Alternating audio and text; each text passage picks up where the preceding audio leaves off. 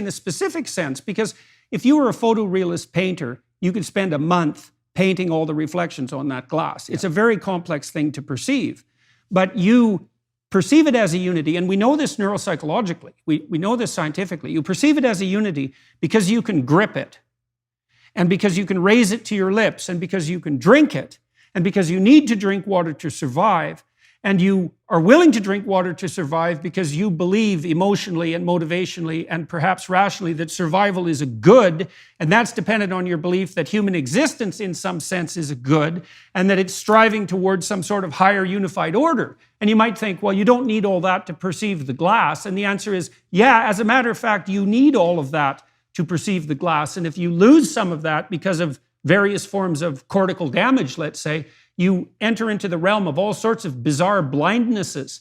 And so that point you make about the is being dependent on the ought is also extremely interesting, because if the world is infinitely complex, which seems to be the case, or close enough, the hierarchy of attention you bring to bear on it, and so your intent, determines in no small part the array of manifestations that infinity will produce in your field of apprehension.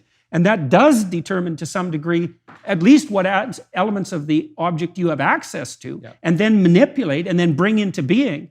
I've been thinking about objects too as this, so they have this reality surrounded by a field of possibility, right? And so the object isn't just what it is, it's also a set of things that it could become with varying degrees of difficulty depending on your intent. So it's a combination of being and becoming. Could become a weapon, but it couldn't become a car. Right. So it has an